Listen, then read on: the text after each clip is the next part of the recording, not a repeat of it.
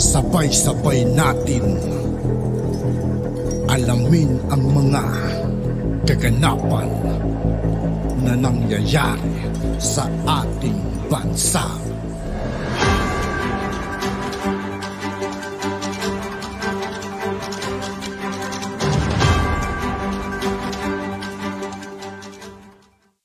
Yo, what's up mga kaibigan? This is I2K po again. Ngayon nandito ulit tayo sa channel ni Banat Kapanig TV. Dito naman ulit tayo magbibigay ng komento at reaksyon. Kaya samahan niyo ako guys. Let's go!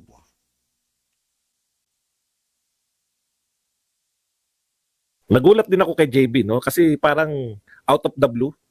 Ito po, basahin po natin yung kanyang mga pahayag. Official statement on the reversal of contempt citation versus Pastor Apollo Kibuloy. After careful review of the facts, witness, testimonies, and additional information, such as the allegations of rape during the last committee hearing, I've decided to withdraw my signature today. Yung withdraw niya po, yung signature na siya ay tutol sa contempt. Ibig sabihin, sang-ayon na siya sa contempt. Okay, ito po ang problema ng ating mga senador. Alam na po namin na kayo po ay hindi mga abogado, no?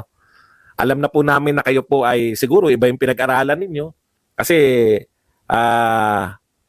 ang ideal talaga na gumagawa ng batas abogado sana. Ideally, no? Hindi ko sinasabing limited sa abogado. Pero alam niyo po, kaya kayo nakakantsawan ng mga congressman Di ba? Na sila na nagpalusot, sila pa nangangantsaw. Bakit po kakantsaw-kantsaw yung mga ugali ninyo? Alam niyo po, once na ako hindi naman ako abogado, no? Pero once na nilagay mo yung pirma mo dyan, alam na po natin yung lahat yan. Hindi po pwedeng bawi-bawi pag pumirma ka. Ang kahulugan po ng pagpirma mo ay binasa mo, naniwala ka dun sa laman nung pinirmahan mo. Di ba? Ako, dahil pabor lang ako sa inyo na kinakantsawan niyo yung mga congressman, pero sa totoo lang po, may punto yung mga congressman doon. Ba't kayo pipirma na hindi niyo alam? Kaya lang, ang objective kasi nila magpalusot Dalawa po yan di ba? Ang ayaw ko naman sa congressman, maiba lang muna tayo bago natin balikan to si JB. Ang ayaw ko lang po sa mga congressman, alam nilang pinalulusot nila yung akap Nagpapalusot sila. Tapos nung nabisto sila nagpapalusot, sinisisi nila yung nabiktima nila. Victim blaming, di ba? Nabiktima namin kayo na may kasalanan. Yun po yung ayaw ko sa mga congressman. No? Pero ang ayaw ko naman sa mga senador, pangalawa na to, di ba? Yung una yung sinasabi nyo na hindi namin alam.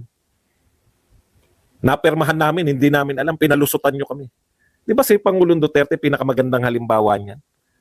Binabasa niya lahat ng pinipirmahan niya, kaya marami nabibito yun Lahat ng insertion, binibito niya nung panahon na siyang presidente. Alam niya kung ano yung kanyang mga na-request. No? Alam niya rin kung ano yung mga isiningit. Matagal nang ginagawa yan sa Kongreso, matagal nang ginagawa yan ng BICAM. Pero dahil ang Pangulo nung nagdaan ay wais, ganun. Ngayon, balikan natin si JB. Akala niyo po ba, hindi po dahil ako ay sa ginagawa ni Ontiveros. Pero yung mga ganyan pong attitude na pumirma na kayo, babawiin niyo yung pirma niyo. Delikado po yan sa ganyang kataas. No? Ang taas po ng inyong Ang taas po ng inyong tungkulin. Ang senador po, pangatlo po yan Sa pinakamataas sa Pilipinas Presidente, Vice President, Senador. Para po magpabago-bago kayo ng isip. Delikado po yan para sa bansa natin. Hindi po maganda yan. Yan po yung mga tandaan nyo kasi wala pong puwang yan sa isang pamahalaan. Yang mga pabago-bago ng isip, dapat before magpasya ang isang tao, no? Dapat before niyang ilagak ang kanyang pirma, na pag-aralan niya na yung mga consequence. Okay lang sana kung tignan niyo kung lumipas mga 2 buwan tapos may pangyari, araw lang po ang lumipas Isang araw lang. Alam niyo po ba ibig sabihin ng isang araw? Na-review mo kagad? Sa loob ng isang araw, nagbago ka agad? In the first place, bakit ka pumirma nung simula? Hindi, ayaw ko siyang akusahan ng kung ano. Kaya lang yung pagkatao yun.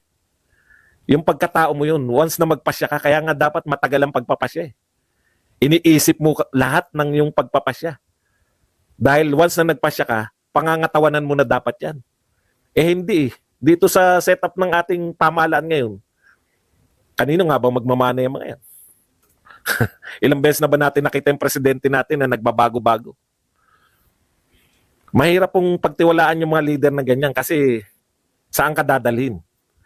Minsan kasi mga tao ang mga tao makikita mo yan sa isang salita eh. Mas bilib pa ako dun sa mga tao na may isang salita. Kasi isang araw lang ang namagitan eh. Hindi po ba? Isang araw eh. Oo nga, yun na nga yun eh. Kaya nauso. Nauso yung pabago-bago natin dahil yung presidente rin natin, ganun din. Okay, punta na po tayo rito. Kaya hindi po tumaas ang inyong ano niyan. Marami pong hindi bumilib sa inyo, sa ginawa ninyo. Hindi dahil sa sila ay kung ano ako, siyempre kanya-kanya ako kasi. Hindi, tinitingnan ko yung tao sa kanyang once na manindigan na, hindi. Pangit pong ugali yun, yung babaguhin mo at para kayo naglalaro ng may rules kayo tapos babaguhin nyo. Di ba yan yung angal niya? Yan yung inaangal ni dating attack dog ni Tambi. Tuwan-tuwa sila nung napapaboran sila. Ito si Franz Castro. O ngayon, tinatabla na sila ng mga kakampi nila. Kala nyo, attack dog lang kayo laban kay Sara Duterte. Hindi naman umubra yung pagiging attack dog nyo. Kaya tablado na rin kayo ngayon. Ganyan po mga politiko natin. Okay. Oy, Bayona TV, thank you very much sa pagme-member for 32 months. Ba? Si Bayona TV, ano na ba natin to? Ayan. Maraming salamat sa iyo, Bayona TV. Okay, punta po tayo sa iba pang issues. Ito po, kaya apat na.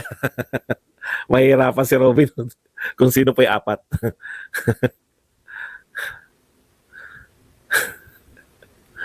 Ito po, tignan niyo po to. Ito mga patawan na to eh. PBBM stands by suspension of 139 NFA officials. O, di ba? Natatandaan niyo may sinuspinde. Sino po nagsuspinde? Pangulo po ba nagsuspinde? Agriculture Secretary po ba nagsuspinde? Hindi po. Ang nagsuspinde po rito sa mga nagtinda ng bigas, ombudsman. No, ombudsman po. Ang ombudsman po, hindi po yan under ng presidente. No? May sarili, parang Supreme Court yan. May buhay na sarili yan. Yung mga commissioner, hindi po yan under ng Pangulo. May sarili po silang mga pag-iisip. Ngayon, pinagmamalaki na nitong mga supporters ni PBBM na okay tanyo, kaya ba ni Kaya ba ni si Digong yan noong panahon nila? Alam niyo sa totoo lang, baliktad na naman kayo. Pinagmamalaki niyo yung ginawa ni PBBM. Ano ba ginawa niya? Stands by suspension. Hindi siya ang nagsuspindi. Ibig sabihin, hinayaan niya pang sa tingin niyo ba kay Digong tatagal yan? Suspendido agad yan. Pag nabalitaan ni Digong, sabihin niyo pa, ginawa ba ito ni Digong? Oh, hindi gagawin. Hindi gagawin ni Digong yan dahil siya mismo yung magsususpindi. Hindi yung ombudsman pa. Nanawagan tayo, di ba? Sabi natin, bakit hindi nyo suspindihin? Under investigation sila. Yung kawalan ng aksyon, pinagmamalaki.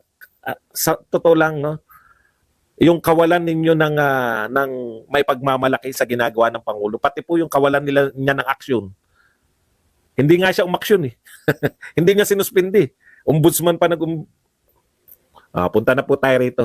Alam ko po sabik na kayo rito sa bago. Ito po. Travel spree. Yan. Garapalan na talaga to, sabi ng mga nito ni Ryan Lingo. Ito po ang balita, no? Just in, following consecutive visits to Australia, consecutive dahil dalawang beses.